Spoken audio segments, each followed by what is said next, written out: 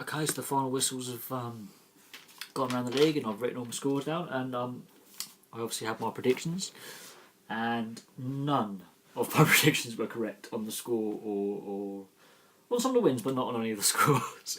So, Man United obviously beat Spurs 1-0. I predicted a 1-all. So, obviously, having Harry Kane out and a few other... And the weather wasn't great. Apparently, it was really quite heavy rain up there, and it was damp. So, the weather was a bit not conducive to the best football. But it is October, so that was that result. I'm not really surprised Man United won 1-0. It could have gone either way 1-0. They're now second in the league. Arsenal beat Swansea 2-1. They were 1-0 down. So I got that prediction for Arsenal winning correct. The score wrong. Arsenal played quite well today. From what I was listening on 5 Live and Final Score, they played quite well. Crystal Palace, West Ham. This is probably the game of the day. Surprising that it was 2-2 in the end. West Ham 2-0 up at half time. Penalty in the second half, and then you have to watch the equaliser. From all accounts, it is just crazy. The atmosphere at Selhurst Park is mad. The whistle's just gone there. Liverpool Huddersfield, I thought would be a draw. How wrong could I be? Liverpool win 3-0. They managed to break down a very defensive side. Huddersfield didn't really counter-attack like I thought they would. And they got the table. Watford Stoke apparently is a very heated game. There's a couple of severe flare-ups. It was 1-0 to Stoke, and I am a little surprised at the way Stoke have been playing. I'm a bit surprised with Watford considering how they played recently and their recent form. And that was at home for Watford as well. But apparently there's some severe instance flare-ups, and it was a very lively game. West Brom Man City, it was 3-2 to Man City. I thought 3-0. So yeah, if Man City had actually defended properly, it would have been 3-0, and I would have got a prediction right, and I would have been very, very happy.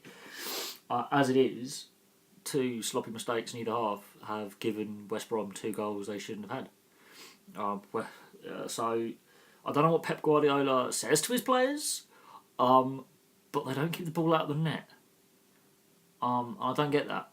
Surely, yeah, you want to have, play when it is appropriate, and they're playing when it's not appropriate. So passing it around and then the ball goes in. I think that's Man City's weakness, is they overplay, and I think that's Pep's weakness as a manager, is he gets his teams to overplay. He wants goalies to basically be like sweepers. Not every goalkeeper is that talented with their feet, and forcing them to do it, they make catastrophic errors, and you want the goalkeeper to get the ball out of the net. Not every goalkeeper is a Manuel Neuer, and I know René Higuita used to play midfield at youth level, and he would occasionally just run halfway through the field with the ball. But no, come on, seriously. In the Premier League, you don't have a goalkeeper who is forced to do something it's a very high pressure. A lot of teams press high.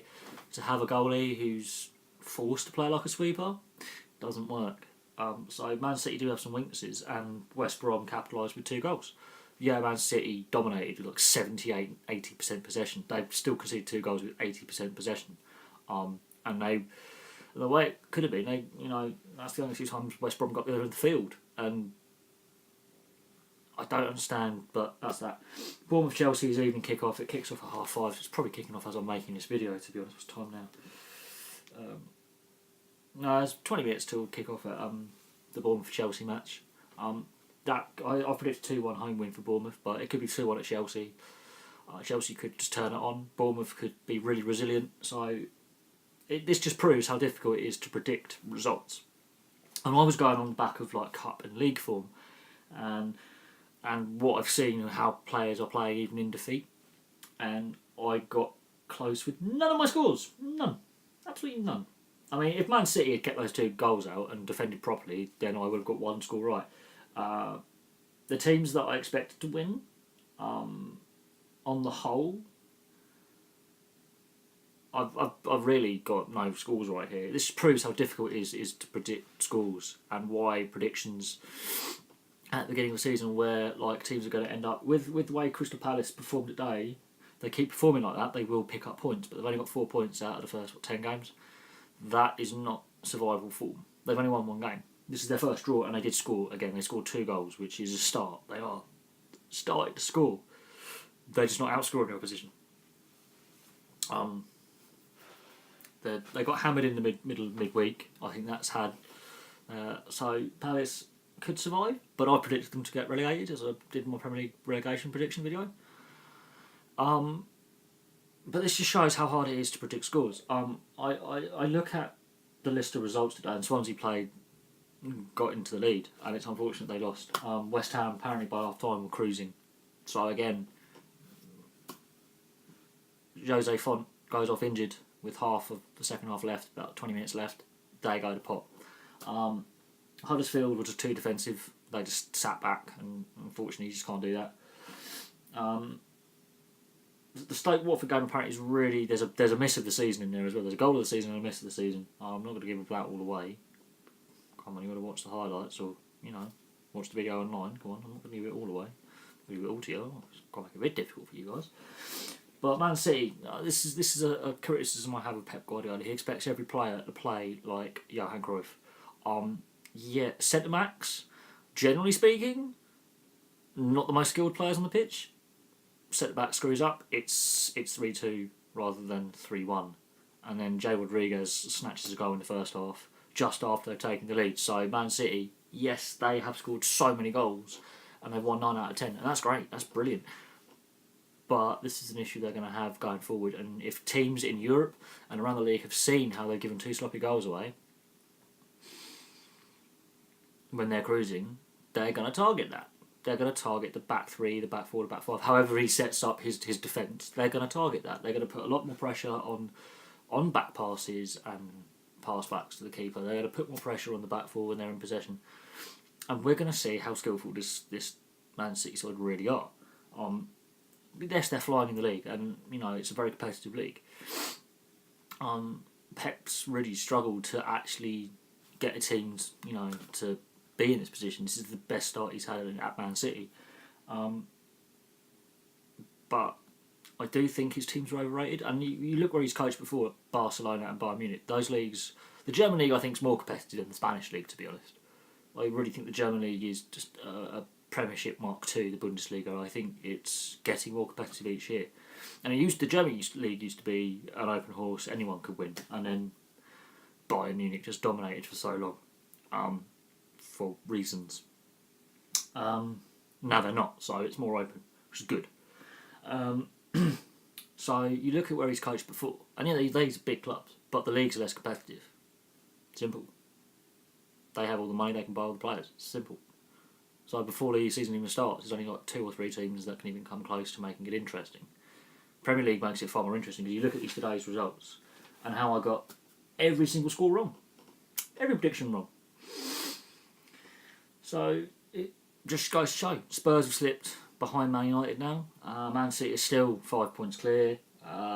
Stoke getting out away from the bottom 3. Palace getting a point when they shouldn't have got anything out of that game. Swansea battling hard against Arsenal, and they're still out of the bottom 3. They're just 4th bottom. So Bournemouth, if they win tonight, I'm not saying they will or won't. So far, all my predictions have been wrong on the score. Some of my predictions have been correct on who wins and who loses, but some of my predictions have been wrong. And I was going off league and cup form. I was looking at how squads have performed and how managers have set up their teams, and I got some scores wrong. And I'm pissed off with Man City conceding 2 stupid goals, because I would have actually predicted a result there and I would have been mildly happy. But it just goes to show how competitive this league is and how predicting anything is meaningless. It really is. Look at any sport. I couldn't. And I did a video on the Vegas Golden Knights and how long they can keep winning. They won 7-0 the other night in their latest game. 7-0, and they equal NHL records now for brand new teams. This is insanity. And no one predicted that. Everyone predicted they'll get completely slaughtered, and they're not.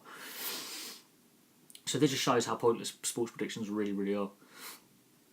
You can have a rough idea of where teams are going to finish.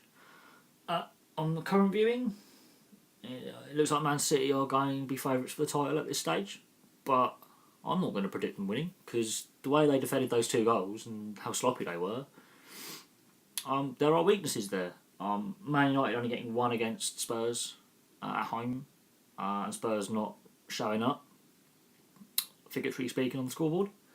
It looked like it was going to be a ball draw. I think that's what both sides were playing out for. They've got a long way to go to be at a Man City level scoring wise. Looking at Chelsea's recent form, they've wobbled a bit, and Bournemouth are coming off some good form themselves the last couple of games. That's going to be interesting. Huddersfield, I expected better out of them. I really did today. They were too defensive. West Ham throwing a lead away. Like, this is all, how competitive it is, and it just proves how difficult it is to predict these things. To be fair, there's no real standout thrashings there. There's no real big, massive score. I mean, apart from the Huddersfield Liverpool result, there's no real big gap in performance or scorelines. So it shows how more competitive the league has become over the last 5, 6, 7 years. Long gone are the days of Derby County getting only 11 points, or Wigan conceding 10. I don't see any side conceding 10 goals, apart from maybe Palace, possibly on a bad day, conceding many goals. We've got to see how Palace then go into the next game, because they came back from 2-0 down. They could not get the win, but they got the point. That's a point gain rather than 2 points dropped in Palace's eyes, but they're still behind, a full win behind. If Bournemouth win later on today, hypothetically, or even get a draw, the gap grows a little bit again, and they're still isolated at the bottom. So there is still issues with Palace, a lot of issues with Palace. But on the whole, that's just my predictions compared to the actual scores, as I say again, show how difficult it is to have a guess what's going to happen. I mean, the way Man City played, from everything, all the reports I read, they were passing it around as if it was a training session. Yeah, they scored 3 goals, but they conceded 2. So they've got to get a mindset of fast-paced. I mean, West Brom were out on their feet, apparently, and they've run around all day, and they've played really, really hot. Maybe City show a little bit of contempt for their opposition. I don't know. If they had been just pass it around and no take no risks, they still would have won 3-0. They were sloppy. They gave away 2 goals they shouldn't have, and that's their weakness, is they overplay. Stoke Watford, that was just a fiery encounter. I'm surprised they went over their cards, because there were some severe scuffles in the second half. But I look at that, and there's only one game that stands out as a real aberration, and that is the Huddersfield Liverpool. After how they performed last week, I'm a bit surprised with that. But yeah, that's my result so far. Obviously, Chelsea playing Bournemouth later. I wish both sides good luck. I might have a video for you later on that. I might not. I don't know. I might do that in the morning. I do have a charity event to get to. But yeah, thank you very, very much for watching. Please like and subscribe. If you were at any of those games or a fan of any of the Premier League clubs, just leave your comments below on how you feel your team's doing, what the game was like, anything really. And if you like any clubs outside the English Premier League, you'll be surprised to know Celtic dropped points today, and Aberdeen closed the gap to 1 point at the top of the SPL. Rangers won. I'm not going to go into any more Rangers stories until they select a new manager, because it's irrelevant, really. It's not relevant, but the discussions I've had with people, trying to correct me all the time, prove themselves right. It's like, look, technically, we can go into that and we can go on about Rangers, but basically it boils down to money, mismanagement, and possible corruption in Scottish football. Simple. The lack of money, mismanagement of Scottish football clubs and the Scottish FA, and possible tax avoidance. That's the simple fact with Scottish football.